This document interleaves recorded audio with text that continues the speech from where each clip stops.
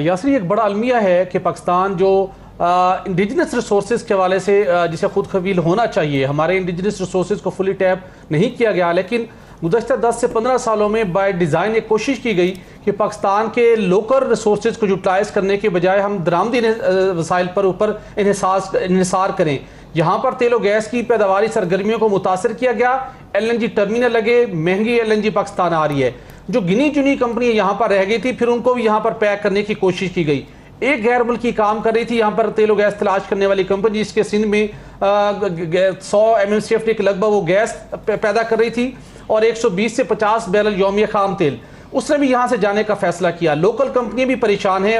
وجہ اس کی کیا ہے؟ پیٹرولیم ڈویژن کے ماتحت directorate general of petroleum concession کے افسران، ان کا رویہ، ان کی ہرڈلز، جس کی وجہ سے کوئی بھی یہاں پہ کام کرنے کو تیار نہیں ہے۔ وہاں پر ایک افسر ہیں حسین صاحب، کبھی ایک کمپنی کے ساتھ ان کی ایفیلیشن، کبھی دوسری کمپنی کے ساتھ۔ ان کا رول ریگولیٹر کا ہے جس نے انڈیپینڈنٹ ہو کے کام کرنا ہوتا ہے، کسی کے ساتھ اپنی اٹیچمنٹ ظاہر نہیں کرنی۔ عام ٹوسٹنگ کریں گے، آبجیکٹو کیا ہے کہ کہیں نہ کہیں اور کوئی جاب حاصل کر لیں، جس کی وجہ سے ہمارا ENP کا شعبہ بری طرح سے متاثر ہو رہا ہے۔ ENI کمپنی، غیر ملکی کمپنی، پاکستان میں کئی سالوں سے کام کر رہی تھی، اس نے بھی فیصلہ کیا انہی مشکلات کے پیش نظر کے پاکستان سے وائنڈ اپ کیا جائے۔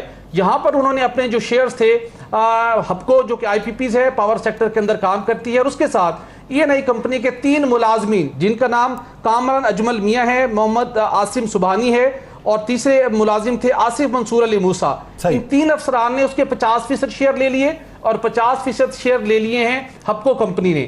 حیران کن طور کے اوپر $16.4 ملین کے وز یہ جو اس کی جو ایکوزیشن پرائس تھی، اس کے وز یہ ڈیل کی گئی، لیکن جب اس کی تحقیقات ہوئیں، ابھی معاملہ فلی کلوز نہیں ہوا، تو پتہ چلا کہ اس کمپنی کے حکومت پاکستان اور ٹیکس اتھارٹیز کے ذمہ جو اس کی ٹیکس لائبلٹیز ہیں وہ $118 ملین ہیں۔ کسی نے اس بات کو ابھی تک چیک نہیں کیا، لیکن ہمیں اطلاع موصول ہوئی ہے کہ DGPC نے FBR کو خط لکھ دیا ہے کہ ہمیں بتایا جائے کہ کتنی ٹیکس لائبلٹیز ہیں۔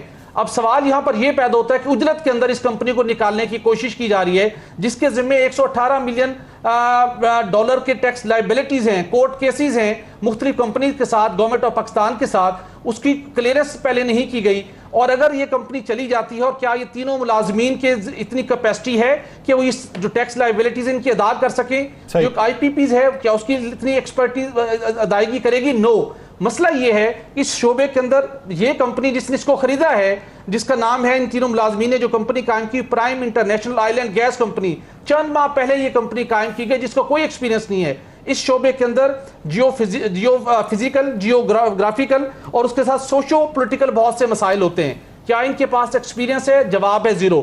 اس کے ساتھ ساتھ جو اس کمپنی کے پاس آپریٹرشپ کا تجربہ ہونا چاہیے تھا، وہ نہیں تھا۔ اب یہ کیس پینڈنگ ہے اس وقت DGPC کے پاس، پیٹرولیم ڈویژن ہے، اس کے اوپر حتمی فیصلہ کرنا ہے کہ کیا پاکستان کی تجربہ کار کمپنیاں وہ اس کو رن کرنے کی صلاحیت رکھتی ہیں، یا ایک جو ایسا ارینجمنٹ کیا گیا ہے جو کہ چلتا ہوا دکھائی نہیں دے رہا، جن کے پاس کوئی تجربہ نہیں ہے، اس کو یہ ہینڈ اوور کر کے ایک نیا کرائسس کریٹ کرنے کی کوشش کی جائے گی، پھر بعد میں لیٹیگیشن ہو اور پھر آربیٹریشن ہو اور الٹیمیٹلی نقصان پاکستان کا ہو۔